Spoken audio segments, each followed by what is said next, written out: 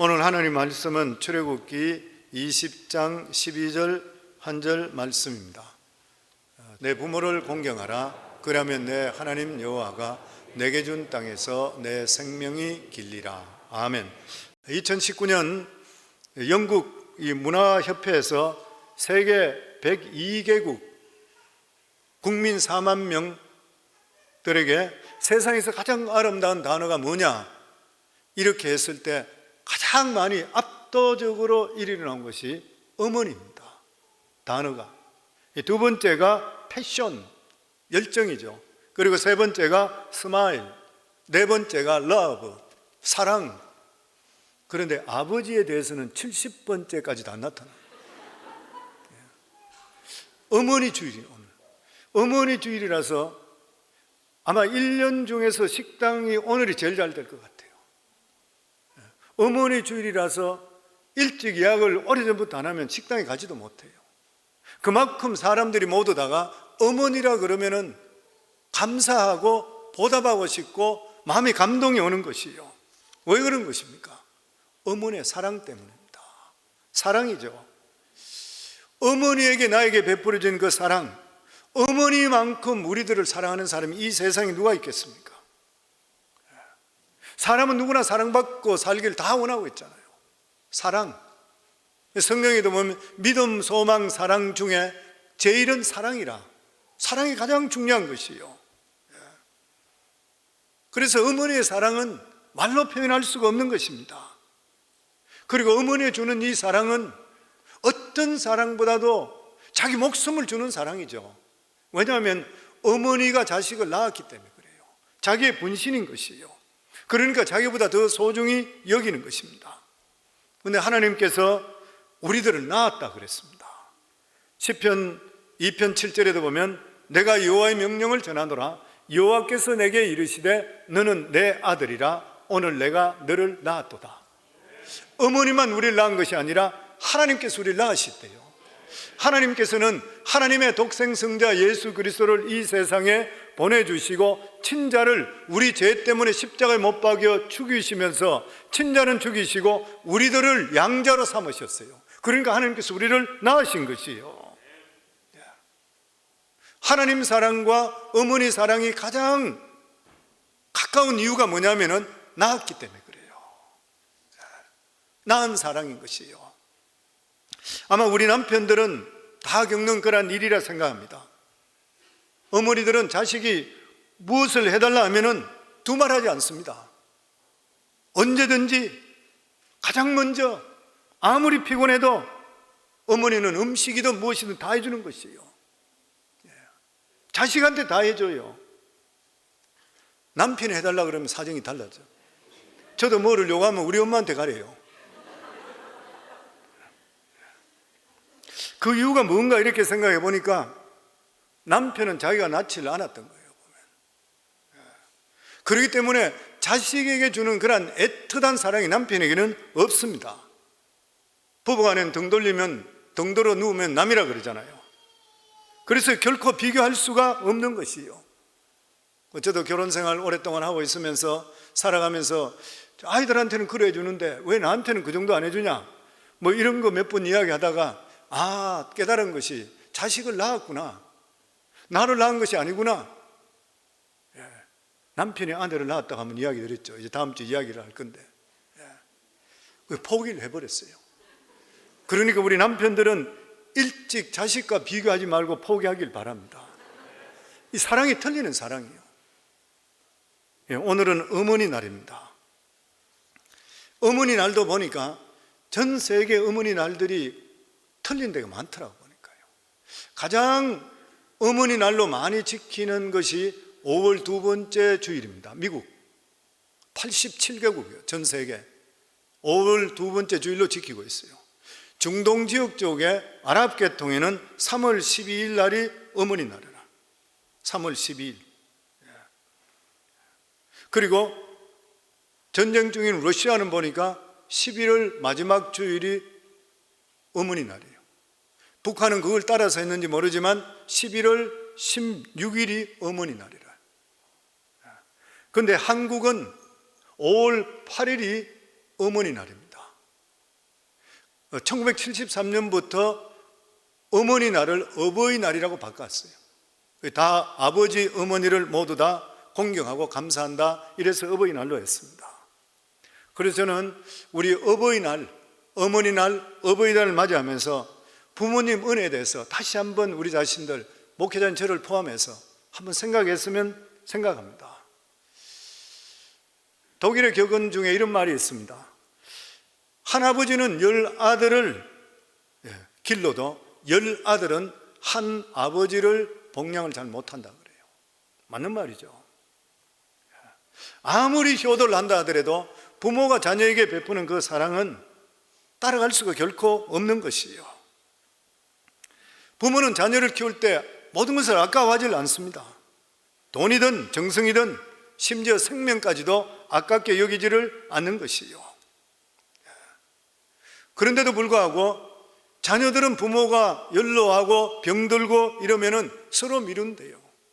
형님 먼저, 동생 먼저, 누나 케어하라, 뭐 이런 식으로 자꾸 미룬대요. 완전히 류반과 마찬가지로 언니 집에 가세요, 동생 집에 가세요. 실제적으로 하나님께서 기뻐하는 일이 될 수가 없는 것이요. 부모는 자식한테 대해서 조건 없는 그런 사랑입니다. 다 주고 싶은 거예요. 한국의 어느 교회에 목사님이 평생 동안 부지런히 목회를 하시고 그리고 은퇴를 하게 되었습니다. 그래서 교회 장로님들이 찾아와서 목사님 이제 은퇴하시니까 그동안 수고를 많이 했습니다. 이제 목사님 여생을 살 집을 교회에서 하나 마련했습니다. 그러면서 목사님께 집문서를 주는 거예요. 근데 목사님, 이 집문서 꼭 잡고 계시고 절대 자녀에게 주지 마세요. 만약 이게 주게 되면 목사님 부부 노년의 길에 나앉게 됩니다. 그래서 그걸 꼭 잡고 있었는데 얼마 있지 않아서 큰아들이 사업하다가 힘들어서 찾아와서 아버지 집을 잡혀서 내가 돈이 필요합니다 하는데 안타까운 사정을 듣고 가만히 있을 수 없어서 집을 잡히게 만들었고 저당 잡히고 그리고 결과적으로 빚 갚지 못해서 집이 날아가 버리고 아들은 파산하고 미국으로 도망가 버렸다 그래요. 그리고 실제적으로 이 노부부는 정말 낳게 되는데도 불구하고 아들을 원망하지 않았다는 것이에요. 부모는 자식이 자기에게 큰 상처를 입히고 가더라도 마음속으로 괴로워하지만 다른 사람처럼 원망하지 않습니다. 부모가 자식 욕하는 거 봤어요? 못 들어봅니다. 아내가 부인들이 남편 욕하는 건 많이 들어요. 제가 목회하면서 들어보면. 그런데 자식에 대해 욕하는 건 못 들어봐요. 남편도 욕 너무 하지 말아요. 예전에 이런 실화를 실제적으로 읽은 적이 있습니다. 경찰관이 순찰을 하다가 쓰레기 더미에 큰 부대가 놓여 있는데 움직이길래 이게 뭔가 해서 열어봤더니만 중풍에 걸린 그런 노인이 그 속에 쓰레기 더미 속에 던져져 있던 거예요. 자식이 중풍 걸린 그런 아버지를 돌보기가 힘들게 되니까 이 푸대에 넣어가지고 이 쓰레기 더미 속에 던져버렸던 것이에요. 그래서 그 노인을 경찰서에 데려와서 묻습니다. 나이가 몇 살입니까? 75세 그래요. 성함이 누굽니까? 이름까지 다 돼요. 언제 버림을 받았습니까? 언제였었다는 이야기를 해요. 그런데 아들 이름이 무엇입니까? 그때부터 입을 딱 다물어버린 거예요. 아들 주소가 어떻게 됩니까? 아들 전화번호가 어떻게 됩니까? 절대로 입을 안 여는 거예요. 나중에 양론에 가서 그분을 모시고 있다 얼마 있지 않아 세상을 떠나게 됐는데 죽을 때까지 자기 자식의 이름과 주소는 자기 자식 아이에게 해가 될까 해서 말을 하지를 않았다고 하는 것이 이게 부모의 사랑인 것입니다. 어쩔 도리가 없죠. 부모가 훌륭해서 그런 것보다는 하나님이 주시는 천륜의 사랑이요. 부모는 자식에게 이런 사랑을 주는 것이요.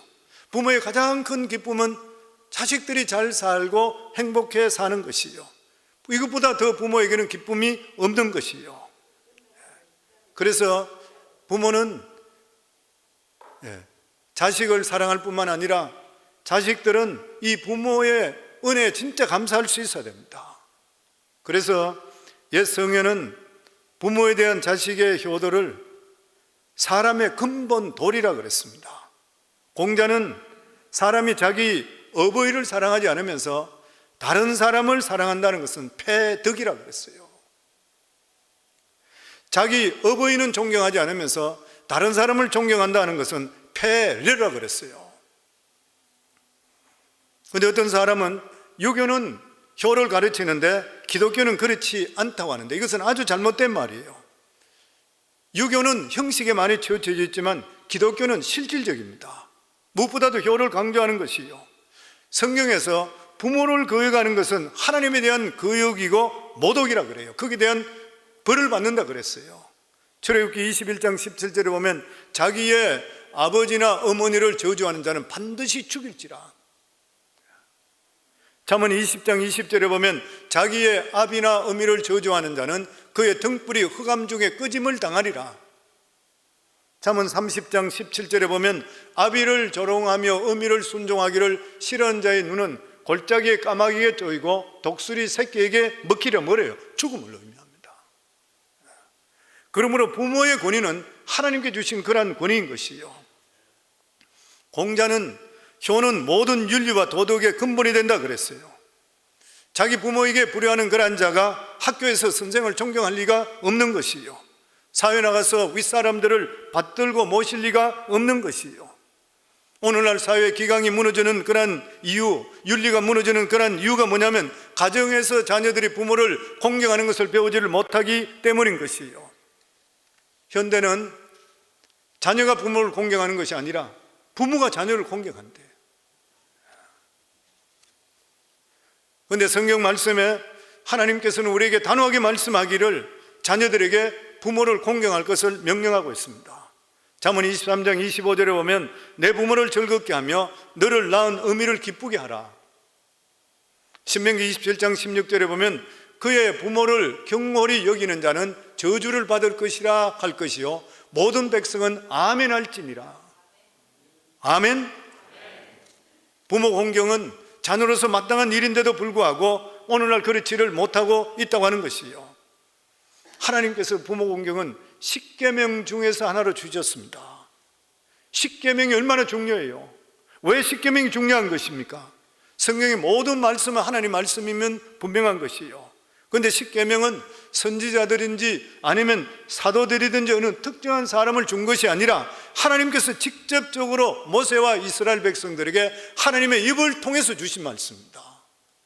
그리고 이 십계명은 하나님께서 돌판에 직접 적으셨어요. 양피지에 쓰는 것이 아니라고 하는 것이요, 돌판에 직접 적었다니 뭐예요? 영구적이라는 것이요, 영구성을 말합니다. 이 세상의 모든 법은 폐기될 수 있지만 이 계명은 항구적인 것이요, 또한 이 말씀은 우리들의 의견을 묻는 것이 아닙니다. 하나님께서 명령이요, 절대적이요.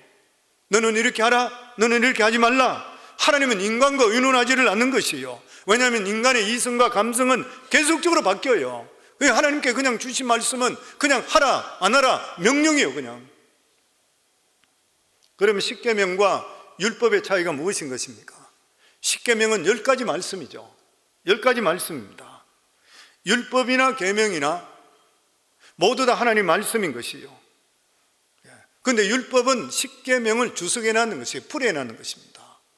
그래서 그렇게 표현하죠. 십계명이 헌법이라면 율법은 민사법, 형사법, 소송법, 디테일하게 나와 있는 거예요. 그렇기 때문에 십계명은 모든 법의 모체가 되는 것이에요. 그리고 십계명은 모든 윤리, 그리고 하나님 뜻, 말씀에 기초되는 것이에요. 여러분 생각해 보세요. 만약에 자녀가 이렇게 물어본다 생각합시다. 어머니, 왜 도둑질하면 안 돼요? 그럴 때 대답을 뭐라 하겠습니까? 나쁜 짓이야. 그럼 그것이 왜 나쁜 짓이에요? 부도덕하기 때문이야. 그러면 그것이 왜 부도덕해요? 나쁜 짓이기 때문이다. 대답할 말이 없어요. 계속적으로 돌아요. 하나님을 배제하게 되면은 이 세상에 살아갈 때 왜 그것을 지켜야 될지를 모르는 것이요. 그 사람들은 보면은 10계명 다음에 11계명을 쫓는데요. 11계명은 뭐냐면 들키지만 말아라, 적당히 인생을 살아라. 그래서 프랑스의 사상가 사르트르는 그렇게 말을 합니다. 하나님이 없으면 모든 것이 허용된다. 하나님이 없다면 모든 것이 허용되는 거 맞는 말이잖아요. 하나님이 없다면 짐승같이 산다고 해도 누가 그것을 말할 수 있어요? 사람이 짐승처럼 살아서 안 되는 이유를 어디서 찾을 수 있어요? 그러나 하나님 말씀에서 우리에게 지켜야 될 마땅한 규례를 주셨기 때문에 우리는 적당히 들키지 않고 살아갈 수가 없어요. 왜냐하면 하나님 앞에서 살아계신다면 정직하게 행하고 바르게 살아야 되기 때문인 것이에요. 하나님은 인간에게 10계명 중에서 1계명과 4계명은 하나님과 인간관계를 말씀했습니다. 그리고 잘 알고 있듯이 5계명과 10계명까지 6계명은 인간과 인간관계를 다루는 그러한 율법인 것이요. 1계명에 하나님 외에 다른 신을 두지 말라 하는 사람은 우상에게 절하지 않습니다. 두 번째 계명. 그리고 하나님 이름을 망령되이 일컫지 않고 안식일을 거룩히 지키는 거예요. 1계명을 바로 지키는 사람은 4계명까지 그냥 지켜지게 되어 있습니다. 마찬가지로 5계명을 지키는 사람, 부모를 공경하는 사람은 살인하지 않고 간음하지 않고 도적질하지 않고 이웃의 이웃 거짓 증거하지 않고 이웃 것을 탐하지 않게 되는 것이에요. 5계명을 잘 지키는 자는 6계명부터 10계명까지 잘 지키게 되어 있는 것이에요. 그러니까 부모 공경은 모든 인간관계의 근본인 것입니다. 그러면 5계명 부모를 공경하라 무슨 뜻인 것이에요? 히브리어로 공경이라는 말의 뜻이 뭐냐면 카베드란 뜻인데 무겁게 여기라는 것이에요. 무겁게 여기라. 이 부모의 권위를 무겁게 여겨야 되는 거야. 부모의 말을 가볍게 여기서는 안 되는 것이에요. 아버지가 이렇게 하라 하는데도 불구하고 예약하고 딴짓하지 말아라는 것이에요. 우리가 하나님 말씀 듣는 것도 똑같잖아요. 하나님을 경외한다 그런 게 뭐예요? 하나님 말씀을 무겁게 여겨야 되는 거예요. 예 그러고 나서 딴짓하지 말라는 것이 똑같은 말씀입니다. 그리고 부모의 사랑을 절대 경히 여기서는 안 되는 것이에요. 왜냐하면 그 사랑은 목숨을 주는 그런 사랑이기 때문인 것이에요. 그리고 부모를 공경하는 사람은 항상 부모에게 감사해야 되는 것이에요. 부모도 아담과 하와의 후손이기 때문에 실수가 있고 오점이 있습니다. 그래도 우리들은 부모에게 받은 은혜가 너무나 많아요. 마음을 다해서 부모께 감사해야 돼요. 그래서 그런 이야기 있습니다. 자식이 부모에게 지울 수 없는 두 가지 빛이 있다. 그 첫 번째는 낳은 것. 고아라 한다 하더라도 낳아준 분이 있다는 거예요. 그리고 키운 것. 갓난아이가 부모의 돌봄 없이 어떻게 자랄 수가 있느냐는 것이에요. 부모는 자식을 낳고 키워준 것이에요. 부모의 도움 속에 오는 것이에요. 저는 어떤 분 만날 때 그런 이야기 듣습니다. 나는 우리 부모가 나한테 해준 거 하나도 없어요. 저는 들을 때 마음이 참 불편하더라고요. 내 자라면서 부모는 등록금도 안 대주고 뭐도 안 해주고 온갖 이런 이야기 많이 해요. 내가 개척해 나가고 하는 것이요. 부모가 어쨌든 간에 자기를 낳게 해주고 그리고 그런 형편 가운데 어떻게 할 수 없어서 그렇게 자라게 했지만 그 부모의 사랑은 자식에 대한 사랑은 말할 수 없잖아요. 항상 부모의 사랑을 기억해요. 감사의 가장 기초가 뭐냐면 기억입니다. 잊어버려서 안 되는 거예요. 감사하는 사람은 순종하게 되어 있는 것입니다. 그리고 부모께 감사하는 사람은 부모를 자랑스럽게 여겨야 돼요. 쉬운 일 아니죠? 부모를 자랑스럽게 내놓는 거. 우리가 잘 아는 그런 이야기인데 링컨 대통령은 자기 아버지가 구두수승공이었다 그랬죠. 자기는 정규 학교도 나오지 않고 독학에 해서 변호사가 되고 나중에 대통령까지 되었던 그런 사람. 정적들이 이 링컨 대통령을 계속적으로 공격했는 것이 집안이 좋지 않다고 해서 옳게 공부도 하지 않았고 그리고 구두수승공의 아들을 그래서 노골적으로 그런 이야기 했대요. 그때는 우리가 당신 같은 사람 아버지가 구두수승공 같은 이러한 사람 집에서 태어난 옳은 어떤 교육도 받지 않는 자를 대통령으로 우리가 모시고 있다는 게 우리한테 너무 부끄러운 일이라 그랬대요. 그러면서 어떤 사람은 자기 신발을 들어보면서 이 신발이 당신 아버지가 만들어주는 신발을 내 지금 신고 있다 그런대요. 그런데 링컨 대통령 그 말을 듣고 나서 그래 이야기했대요. 나는 우리 아버지를 너무나 존경합니다. 어려운 가운데서도 구두수선을 하면서 우리를 여기까지 이끌어주는 거 너무 감사합니다. 그리고 우리 아버지가 지었다는 신발이니까 나도 우리 아버지 뒤에서 어깨너머로 신발 만드는 거를 눈으로 배웠기 때문에 혹시나 떨어진 것이 있거든 나한테 주면 내가 키워주겠습니다 그랬대요. 얼마나 당당한 일인 것이요. 그때 형편에 따라서 어려운 가운데 있다 하더라도 부모를 자랑할 수가 있어야 되는 것이에요. 보면 더더욱이나 부모를 부양해야 됩니다. 미국에는 보면 자식이 부모 부양을 그렇게 신경 안 써도 되는 게 노인 아파트들이 있어 너무 좋은 것 같아요. 정부에서 대신 부양해줘 보면. 근데 한국에서만 하더라도 부모 부양 못해서 힘들어하는 경우들이 얼마나 많이 있는지 모르는 것이에요. 그리고 좋은 것이 있을 때는 부모님께 드리고 쉐어할 수 있는 그런 마음, 그리고 부모님의 필요한 것들을 자녀들이 알고 나서 항상 채워줄 수 있는 마음을 가질 수가 있어야 되는 것이에요. 그런데 사람들은 이러한 부모님께 해드리는 것을 이그노해버리고 사는 경우들이 많이 있습니다. 예수님 당시에도 그랬습니다. 바리새인들을 보면서 예수님께서 꾸짖은 것 중에 하나가 뭐냐면은 마가복음 7장에 나오는 말씀을 보면 고르반이라는 말이 있습니다. 고르반. 그 당시에 성전에서 고르반 의식을 행하게 될 때 부모에게 필요한 돈이라 한다 하더라도 고르반 의식이 끝나기 때문에 하나님께서 구별한 재산이라 해서 안 드리고 자기 마음대로 써버렸대요. 예수님이 신랄하게 바리새인들을 보고 너희들은 형식적이고 하나님 법을 악용하면서 너희들은 불효를 하고 있다 그랬던 거예요. 오늘 세대도 마찬가지인 것입니다. 우리가 경생해야 될 것은 심는 대로 거두게 되어 있습니다. 갈라디아 6장 7절에 보면 스스로 속이지 말라. 하나님은 업심여김을 받지 아니하시나니 사람이 무엇으로 심든지 그대로 거두리라. 불효로 심으면 불효의 열매를 맺히게 되어 있는 것이요. 꼭 기억해야 됩니다. 부모께 불효하면서 자식들이 자기에게 효도한다고 착각하지 말아야 되는 것이요.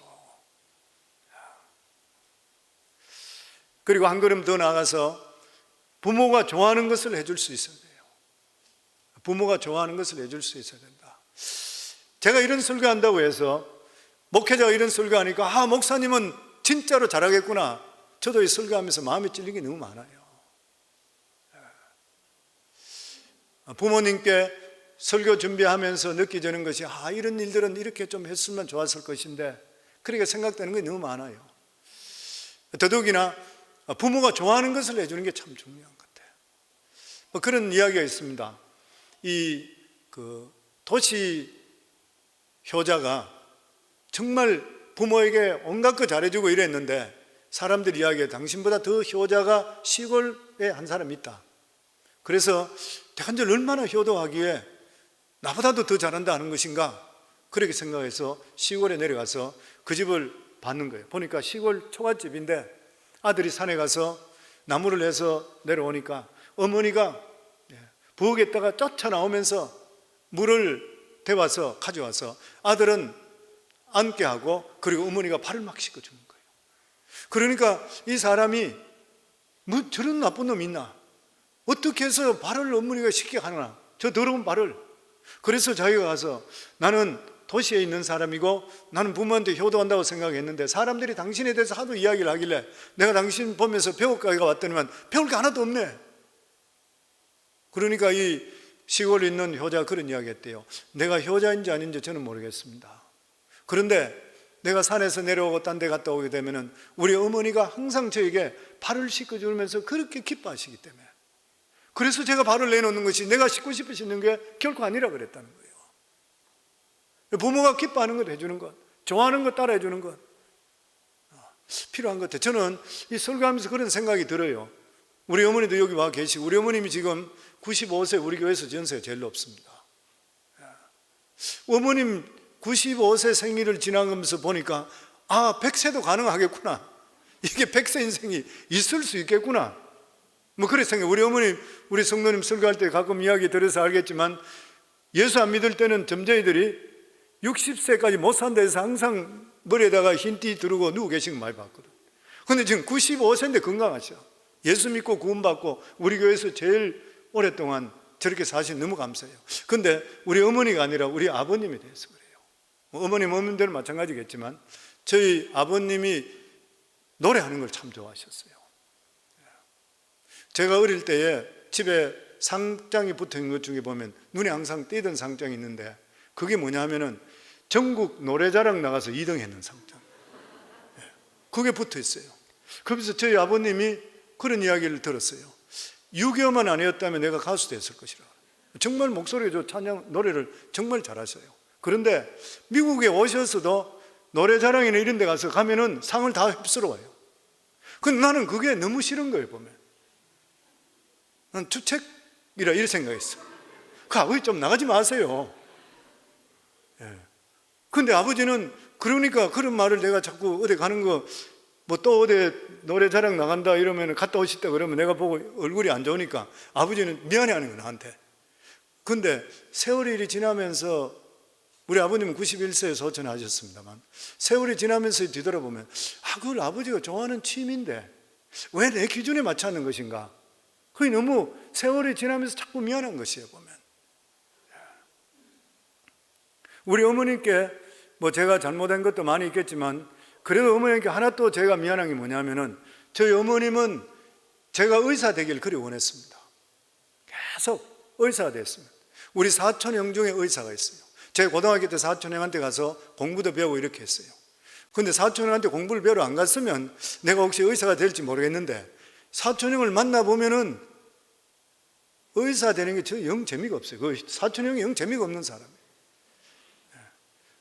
그래서 제가 안 했는데 세월이 그것도 오래 지나면서 보면서 느끼는 게 목사가 의사보다 낫겠지만 의사 됐더라도 목사 될 수 있는데 우리 어머니 원을 풀어주는 건데 하는 그 마음이 있을 뿐만 아니라 우리 며느리가 며느리가 들어오니까 우리 어머니가 내 소원 풀었다고 그리 좋아하는 거 보니까 내가 굉장히 미안한 거예요. 죄송해요. 좋아하는 거, 부모님 좋아하는 것 내 판단으로 하지 말고 부모님 좋아하는 거 해줘야 되는 것이라.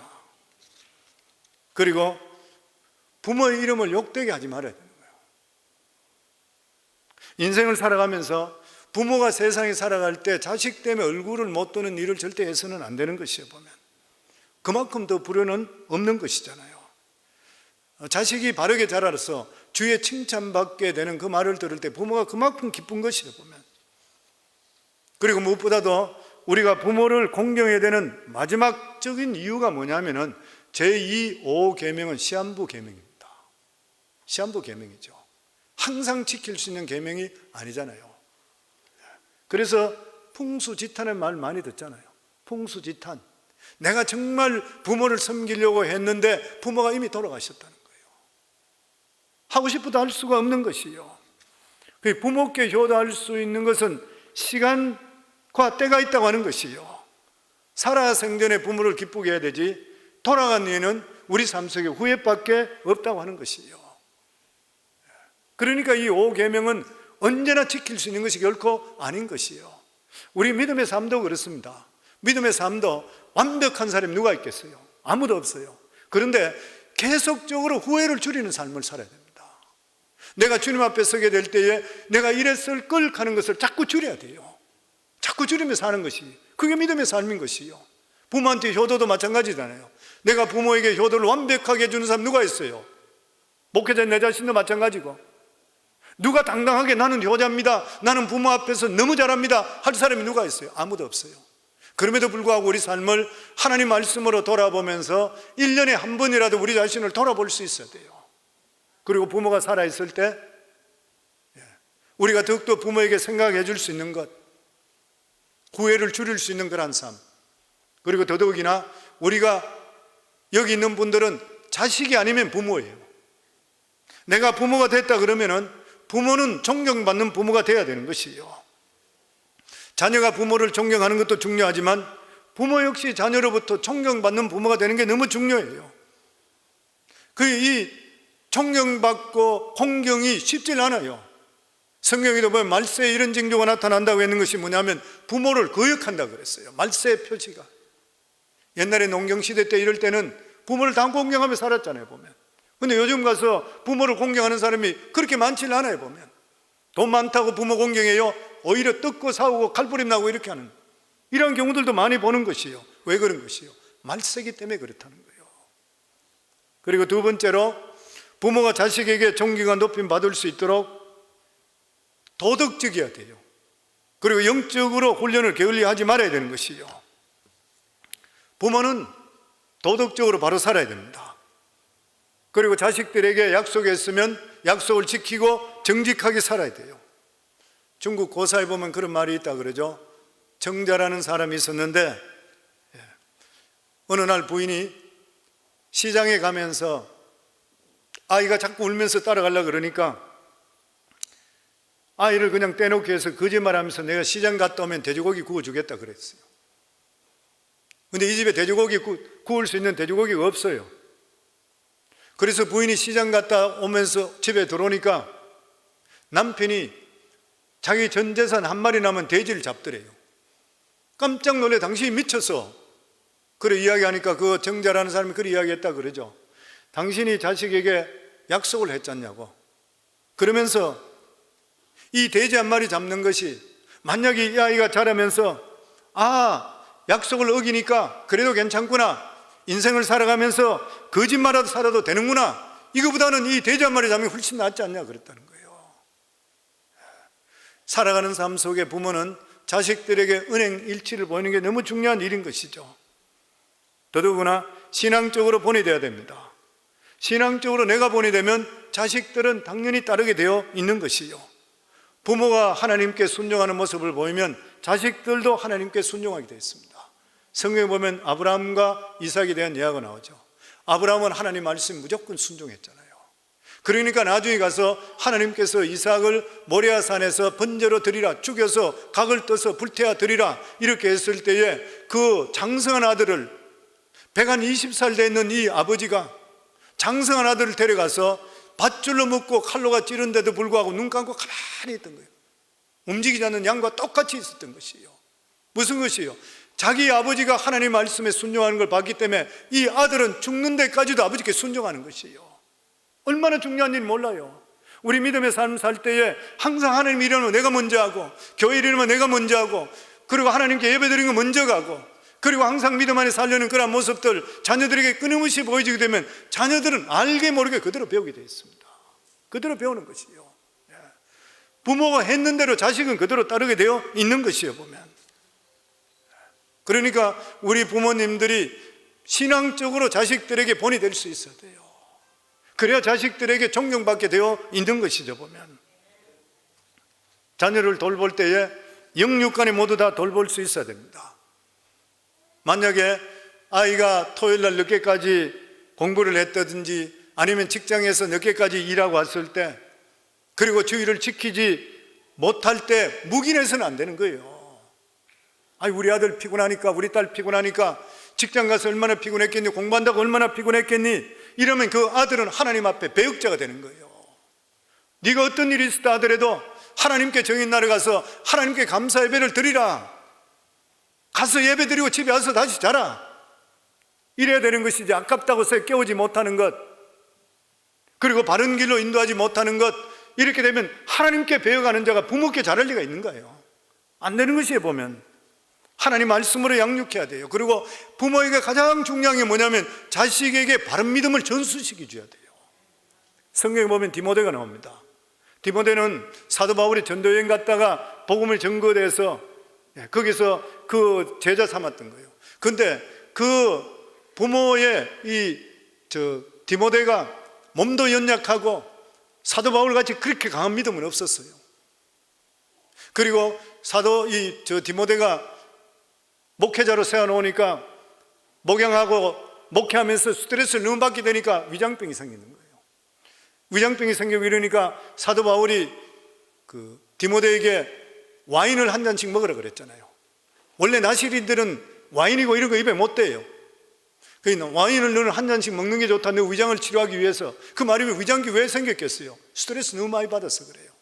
그러니까 사도 바울과는 틀리게 믿음이 그만큼 강하지 않아요.